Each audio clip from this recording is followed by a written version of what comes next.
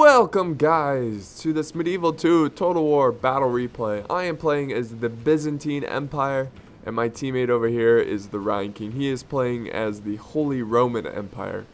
Two empires coming together for the same cause, and that's to take over the world. This is a rematch from the last video, or I don't know if you saw the last video, but we got beat pretty hard. Really, it was more my fault. But anyways, this is our chance to get revenge. So this is a rematch with the same opponents, of course. So let's check out our opponents real quick. We have Egypt being played by Emperor Great Unknown. And we have Russia being played by Main 77 or 77, either way. So let's go ahead and go over the army comps. I guess we'll start with mine. I've got 4 units of the Trebizond archers. Very nice archers. And then behind them, I've got 4 units of dismounted Byzantine lancers. Behind them, I got Varangian guard. I got 3 units. And then I brought 3 units of cataphracti, cataphractor, or however you want to pronounce it. And then here's my general's bodyguard. This is a very low money. Oh, also I have some Byzantine cav. A missile cav, archer cav. By the way, this is really low money. I think it was like, I want to think it's less than 10,000 per player. I don't remember, but it was really low. Here's the Rhine King's army. He's got peasant crossbows, 1, 2, 3, 4, 5. He went with 5 of them, so very strong crossbow force. Behind that, he has some armored sergeants to protect his crossbows. He's got 3 units of armored sergeants. And then he has a really long infantry line here. He's got dismounted feudal knights. 1, 2, 3, 4, 5 units of dismounted feudal knights. He brought all feudal knights with, it looks like most of them have a armored upgrade and 1 doesn't. And then he has 4 units of mailed knights. These guys are really strong for their price and everything. Mailed knights are pretty underrated here. And then he has general's bodyguard. So let's check out Russia. Russia has, let's see, peasant archers. He's got like 4 units of peasant archers. Behind that, he's got woodsmen. These guys are awesome. One of my favorite units. I know they're complete garbage, but I don't know what it is about them. They're woodsmen. Let's see, he's got 3 units of woodsmen. And then he has spearmen. Let's see, dismounted boyar's sons, 3 units of those. Here's another spearman. And they're in that circle formation. And then we've got dismounted Druzina, which is a strong infantry. So 1, 2, 3 units of dismounted Druzina. Very cool, very cool. And then he has mounted Druzina, is general's bodyguard. And he's got some Cav militia.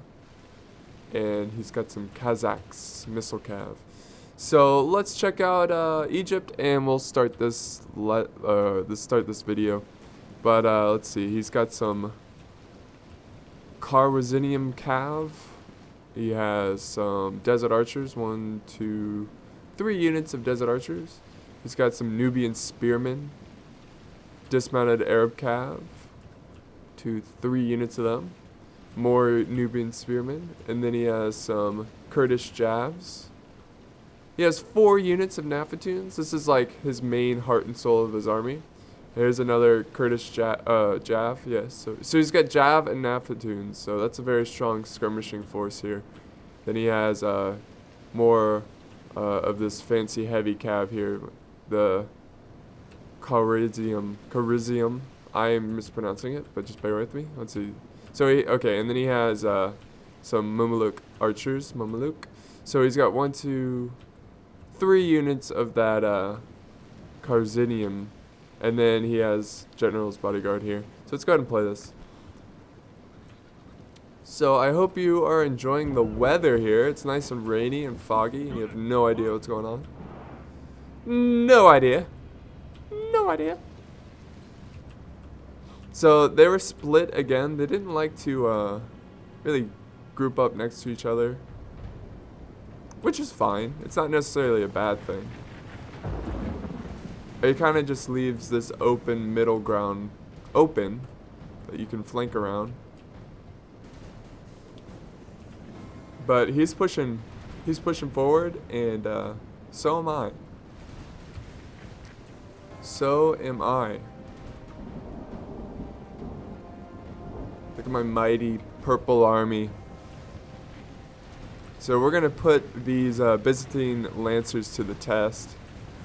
And I do believe most of them have armored upgrades.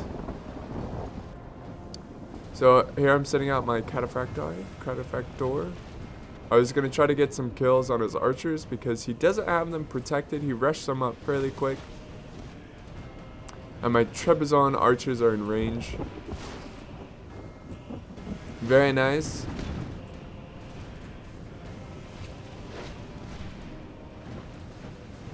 He's rushing forward his infantry and moving back his archers.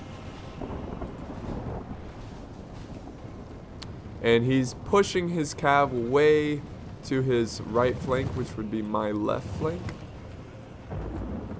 I've got my archer cav over there harassing them. I'm starting to retreat them because he's setting up his mounted archers. But naturally, I am responding to his cav positioning here. He has a very strong cav, but so do I. So it's going to come down to a close one. He's going to throw in some spearmen to help his cav out too, which is smart.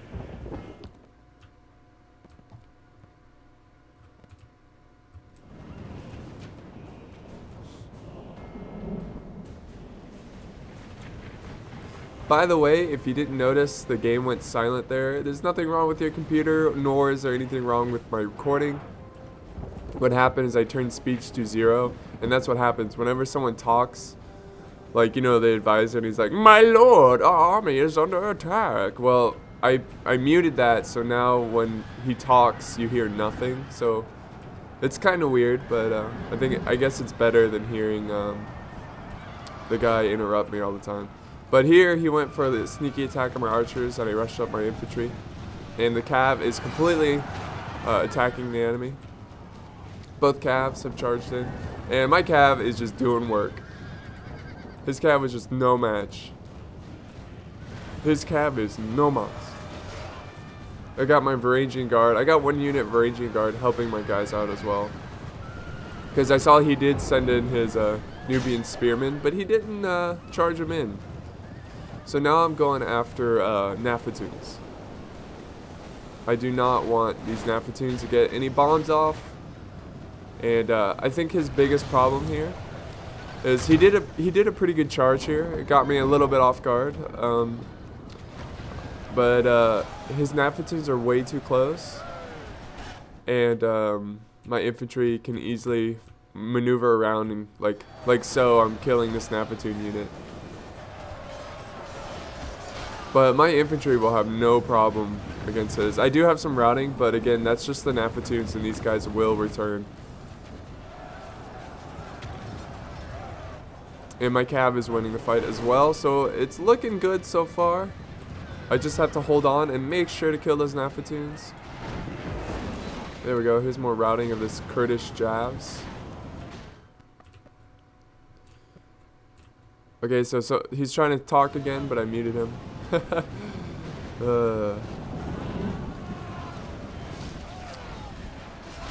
So this was really fast fight engagement.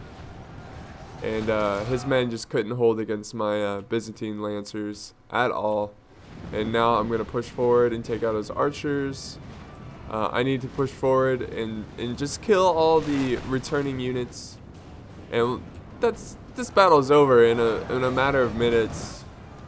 So I'm just going to go ahead and look at what the Rhine King is up to.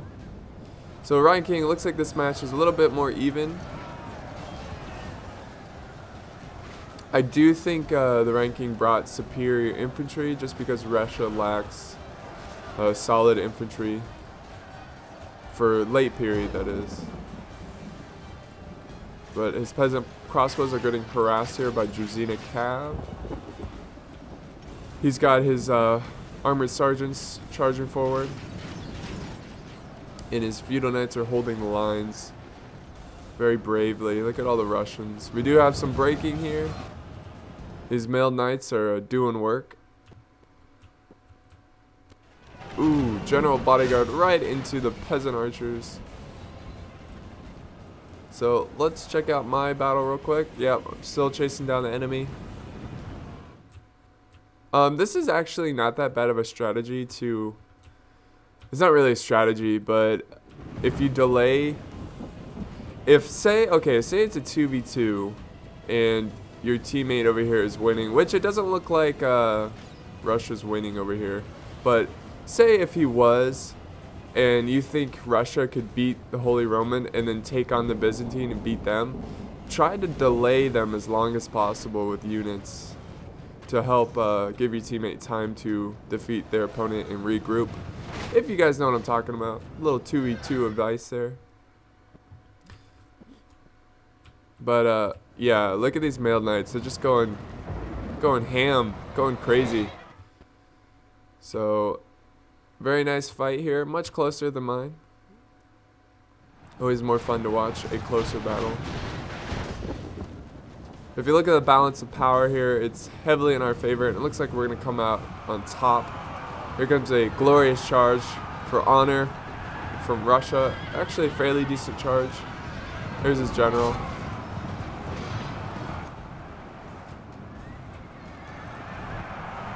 So here comes some funeral knights, going to clean up these Druzina.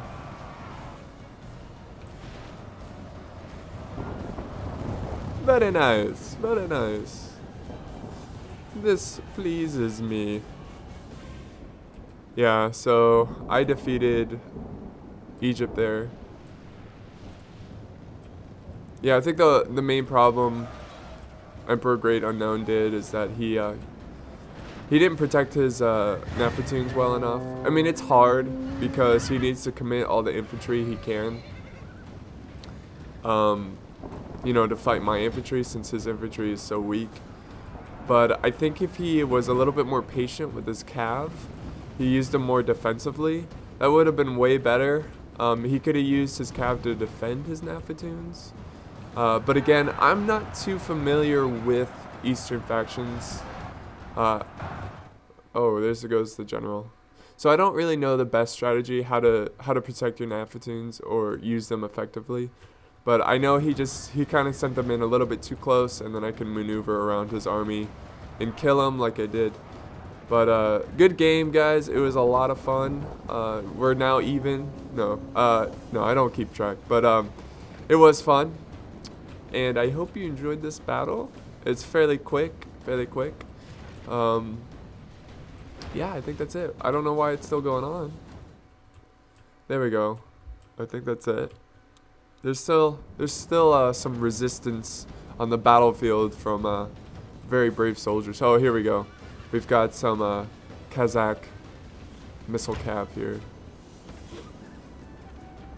I'm just gonna fast forward because this is unnecessary. Yeah, he's just trying to get kills or something. There we go. They were out. Oh, there we go. There is the results. I got 686 kills with 243. Ryan King got 702 with 138 prisoners. So we both did great.